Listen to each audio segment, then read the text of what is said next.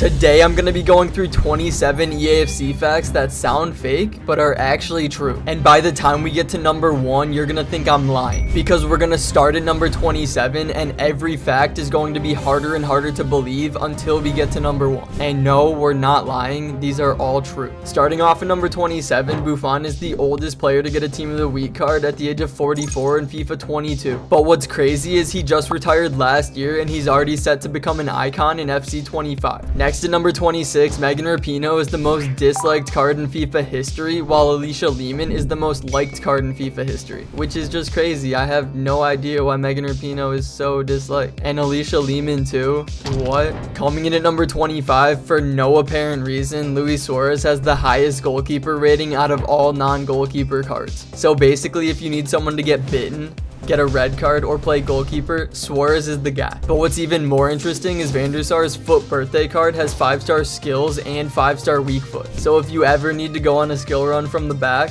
you know what to do. Next at number 24, Heung-min Son was left-footed until FIFA 15, and then they changed him to right-footed, which is completely valid considering he is ambidextrous. But don't you think there should be something that says both? I just don't think being right-footed with 5-star weak foot is the same as being both. Next at number 23, Jude Bellingham is the youngest player to ever get a Team of the Year card at just 19 years old, which could be broken next year considering Lamine Yamal and Endrick are both younger and are going to be in the game next year. Coming in at number 22, N'Golo Kante got a Team of the Year card in FIFA 18, 19, and 20, but didn't receive a Team of the Season any of those years, which doesn't make any sense to me, but it seems to be a common theme considering the same thing happened to the player at number 19. Now at number 21, Messi's worst card was his flashback card that came out in FIFA 23. It was an 87 overall, and out of the 10 cards that were released last year, it was by far the worst, and will most likely be the worst card he's ever received, considering if he continues to play at this level, he will not drop below an 89.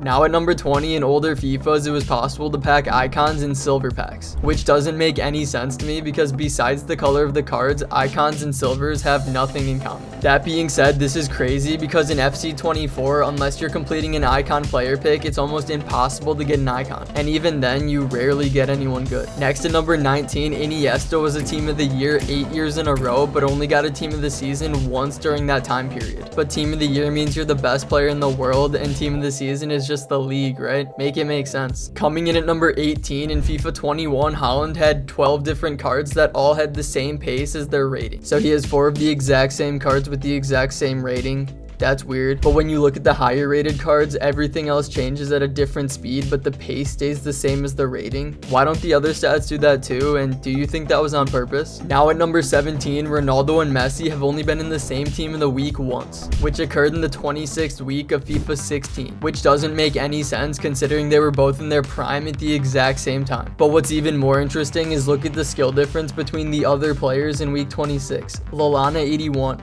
Shirley 81, Icardi 81, and then Messi and Ronaldo out of nowhere are 96 and 97. Next to number 16, I don't know why, but Carson Pickett is the only player ever to not be able to take throw-ins in FC 24. She is also unable to play in goal, but during the beta there was a mistake that allowed her to play in goal. Coming in at number 15, there are rumors that icon managers will be added to FC 25, meaning we will see legends like Sir Alex Ferguson in the game. But that's not all. I mentioned in my last leaks video that icon managers will be able to give stat boosts and chemistry boosts to specific players in the squad. The only thing we don't know is what kind of packs are you going to be able to pack icon managers in. Next to number 14, up until FIFA 14, you could make trade offers and swap with other FIFA players. But they definitely got rid of this because if you know how to trade, you can boost between accounts and build the best team in the entire game, which is totally crazy. Like, who would do that? Next to number 13, in FIFA 11, McGeady couldn't even do his own skill move because he didn't have 5-star skills, which I don't think McGeady should have 5-star skills. But my question is, why is the McGeady spin a 5-star skill? It's just like, never mind. Coming in at number 12, Robin and Aguero have both been added to the FC 24 player database, but for some reason have not been added as icons yet. And I've already talked about this in my leaks video, but there are tons of leaked icons rumored to come to FC 25. Aguero and Robin are on that list, along with Gareth Bale, Eden Hazard, Zlatan,